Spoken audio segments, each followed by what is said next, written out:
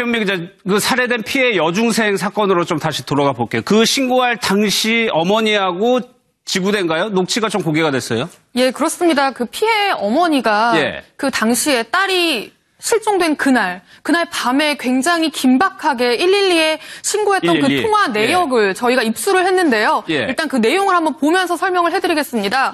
어머니가 9월 30일이죠. 9월 30일 날 저녁 11시 15분경에 처음 112에 신고를 하는데요.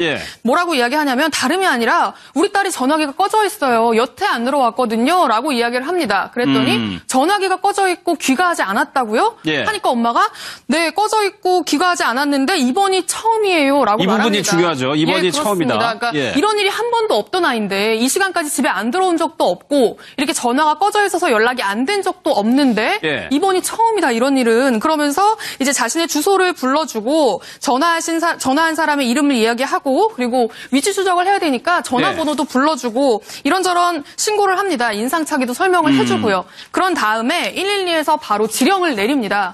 지령을 내려서 중랑경찰서 망우 지구대에서 출동을 해요. 어디로 출동을 하냐면 어머니의 집으로. 그러니까 피해 여성, 그러니까 피해 김양의 집으로 출동을 합니다. 7분 만에 도착을 하거든요, 집에. 집에 도착해서 어머니를 모시고 지구대에서 어머니를 모시고 이 경찰이 지구대로 갑니다. 지구대로 가서 실종 신고를 하셔라.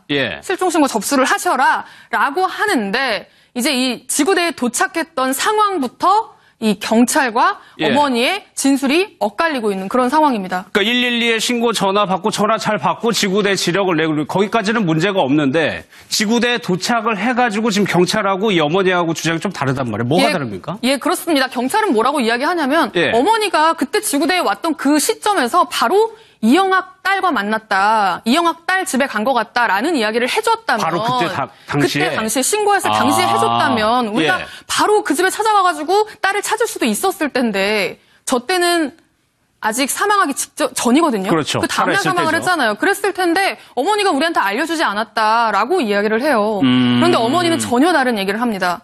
내가 지구대에 찾아가서 이영학 딸을 마지막으로 만났다고 이야기도 하고 심지어 그 자리에서 이영학 딸과 전화 통화까지 했다. 경찰이 있는 데서 이제 통화를 했다는 얘기죠. 지구대 안에서 심지어 전화까지 했다. 그런데 어떻게 그걸 못 들었다고 이야기할 수가 있냐라고 해명을 하니까 반박을 하니까 경찰에서 뭐라고 하냐면 너무 시끄럽고 소란스러워서 못 들었다.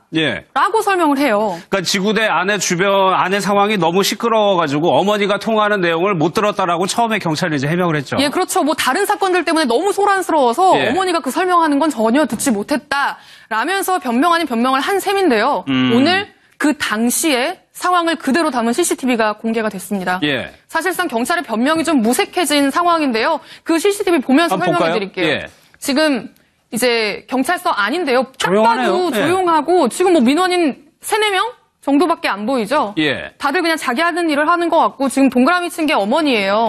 어머니가 지금 도착을 합니다. 밤 11시 53분경에 도착을 해서 이제 경찰의 설명을 듣고 실종 신고를 접수하려고 제 옆으로 가는 모습이에요. 지금 어머니가 실종 신고를 접수하는 모습은 CCTV 사각지대이기 때문에 정확하게 담기진 않았는데요. 어머니가 저렇게 들어와서 약 한 40여 분간 저 옆에서 저 구석에서 실종 신고를 하고 이영학의 딸에게 전화도 하고 이영학의 딸을 마지막으로 만났다고 설명도 하고 하는 모습들이 지금 저 상황에 다 담겨 있는 겁니다. 그런데 경찰은 아마 당시에는 이제 단순 가출일 가능성을 좀 더 높게 본 것 같아요.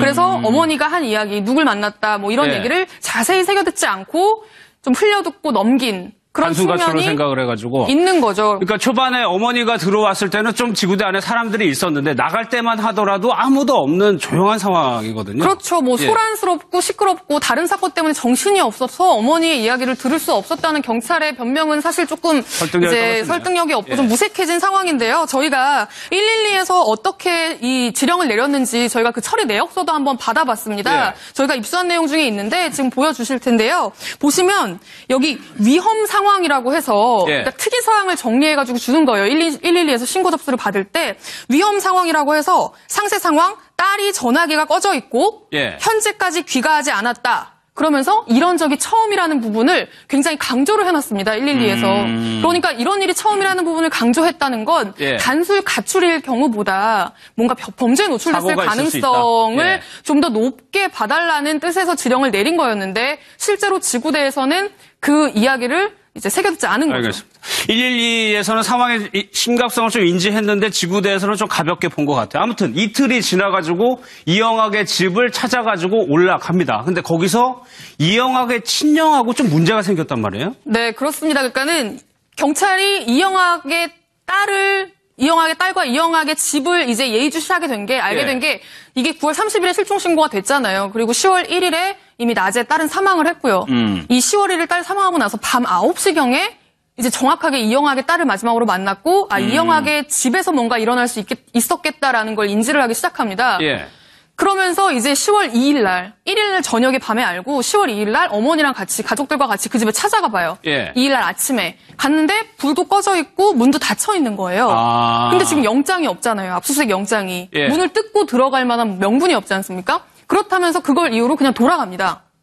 아침에 돌아가고 나서 한 저녁 6시경에 다시 와요. 예. 그땐 불이 켜져 있는 거예요. 안에 누가 있군요. 그렇죠. 예. 그러니까 어머니 피해 가족은 너무 이제 마음이 급한 거죠. 저 안에 누가 있거나 혹은 누가 왔다 갔을 가능성이 있잖아요. 그래야 그 사람이 딸의 뭐 소재라든가 그런 걸 알 수 있으니까요. 그러니까요. 뭔가 예. 한마디라도 더 듣고 싶으니까 저 지금 불이 켜진 거 보니까 누가 있는 것 같다. 혹은 누가 다녀간 것 같다. 집에 좀 들어가 보자라고 예. 어머니가 계속 경찰에 설득을 합니다.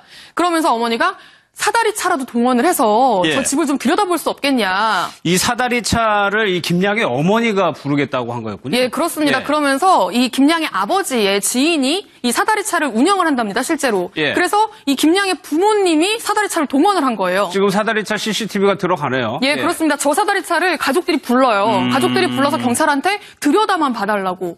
이야기를 들어갈 합니다. 수가 없으니까 예, 밖에서라도 바깥에서 쳐다보자. 창을 통해서 들여다만 봐달라고 이야기를 합니다. 그런데 사다리차가 도착하자마자 어느 순간에 이영학의 친형이 나타납니다. 이영학의 친형이 나타나서 사다리차를 가로막고 예. 아니 지금 도대체 무슨 근거로 우리 동생의 집을 수색하는 거냐? 예. 민간인의 집을 이렇게 함부로 경찰이라고 들여다봐도 되는 거냐? 라면서 굉장히 강하게 거칠게 항의를 했답니다. 예. 그 항의한 시간만 40분 가까이가 되고요. 40분이요? 예, 인근에서 주민들이 막 몰려들 정도로 도대체 무슨 일이냐고 몰려들 정도로 뭐 경찰을 붙잡고 막 안 된다고 소리를 질러서 사람들이 예. 다 모이고 그리고 경찰은 확인해야겠다고 계속 얘기를 하는데 친형이 안 된다고 막아서는 상황이 계속 한 40분간 이제 계속 이어졌고요. 예. 그러는 과정에서 경찰과 이제 친형이 합의를 한 게 친형이 그 집에 들어가려면 들어갈 수도 있지 않았을까요? 예. 거의 굉장히 많은 부분을 공유하고 있었던 걸로 알려져 있잖아요. 그런데 끝까지 집 안에 문은 열어주지 않았고요, 형이. 집 안에 문은 열어주지 않았고 예. 좋다. 그러면 사다리차를 이용해서 잠깐 들여다보는 것만 허락하겠다. 경찰 포함해서 2명이 사다리차를 타고 올라가서 잠깐 창문을 들여다보는 것만 허락하겠다. 예. 라고 해서 실제로 2명이 올라가서 경찰 포함한 2명이 올라가서 들여다봅니다. 예. 그 5층의 창문을 이영학의 집 안을. 그런데 들어간 것도 아니고 바깥에서 살짝 들여다보는 것만으로 뭘 볼 수 있겠어요. 그렇죠. 이미 예. 이영학과 이영학의 딸과 그리고 딸은 이미 트렁크에 실려가지고 영월로 옮겨진 다음이었잖아요. 아무도 없었겠죠. 그러니까 들여다봤는데 아무도 없네 하고 그냥 또 허무하게 돌아간 그런 상황인 거죠. 그러니까 이영학의 친형이 보였던 행동은 뭐 물론 영장이 있어야 이렇게 개인 주택에 들어갈 수 있는 건 맞는데 이렇게까지 절실한 상황이면은 한번 떳떳하다면 한번 들어와서 보시라고 할 수도 있는데 그러지 않고 막았다라는 거는 뭔가 본인도 알고 있다라는 거 아닙니까? 그렇죠. 사실 의심하지 않을 수가 없는 게 그 이영학의 형이요. 그 이영학이 1일에 시신을 그 피해 김양의 시신을 영월에 유기하고 나서 그 유서를 쓰잖아요. 가짜 유서를. 예. 아이들이 내가 먹으려던 수면제 드링크를 아이들이 실수로 먹고 지금 이런 상황이 됐다. 너무 난감하다. 그거는 내 거였는데 왜 아이들이 먹었는지 모르겠다라면서 가짜 유서를 쓰잖아요. 예. 그 가짜 유서를 이영학으로부터 받아서 그렇죠. 온라인에 퍼뜨린 사람이 바로 이 형입니다. 상식적이라면 동생이 자살을 하겠다고 유서를 썼는데 그 유서를 받아서 인터넷에 올리는 형이 어딨어요. 예. 동생 찾아가지고 자살부터 말리지 않겠습니까? 그런데 그런 온라인에 올리는 사실 좀 이해할 수 없는 행동을 한 것도 형이고요. 예. 그리고 지금 이영학의 도피를 도왔다는 이유로 경찰에 지금 구속된 그 공범 박모 씨는 형의 지인으로 지금 그렇죠. 알려져 있습니다. 그런 예. 상황에서 형이 지금 경찰에 사다리차를 막았을 때 이런 사건에 대해서 전혀 몰랐다라고 하기에는 조금 의문이 남는 구석들이 좀 있는 거죠. 정말 아무것도 몰랐다면 경찰이 예. 그렇게까지 사다리차까지 가지고 왔으면 잠깐 집을 확인하게 해주는 거 그 정도는 정도는 해줄 수 있는 거죠. 그렇죠. 집주인으로서. 그렇게 피해 심지어 조카의 친구가 그런 일을 당했다고 하는데 예. 그 정도 해주는 게 어려운 일이었을까 조금 의문점이 많이 남는 구석이 있습니다. 현재 이런 형의 지금 딸이 지금 가 있는 상황이에요. 형 집에 가 있고요. 지금 실제로 예. 형이요. 경찰에서 지금 성매매 의혹이라든지 이 살인사건뿐만 아니라 성매매 의혹이랑 기부금 유용 의혹을 들여다보고 있잖아요. 지금 형도 참고인 신분으로 조사를 받고 있는 중입니다. 알겠습니다. 근데 이번이 처음이에요라고 이 말합니다. 부분이 중요하죠. 이번이 예, 처음이다. 그러니까 예. 이런 일이 한 번도 없던 아이인데 이 시간까지 집에 안 들어온 적도 없고 이렇게 전화가 꺼져 있어서 연락이 안 된 적도 없는데 예. 이번이 처음이다 이런 일은. 그러면서 이제 자신의 주소를 불러주고 전화한 사람의 이름을 이야기하고 그리고 위치 추적을 해야 되니까 전화번호도 불러주고 이런저런 신고를 합니다. 인상착의도 설명을 해주고요. 그런 다음에 112에서 바로 지령을 내립니다. 예. 지령을 내려서 중랑경찰서 망우 지구대에서 출동을 해요. 예. 어디로 출동을 하냐면 어머니의 집으로. 그러니까 피해 여성, 그러니까 피해 김양의 집으로 출동을 합니다. 예. 7분 만에 도착을 하거든요, 집에.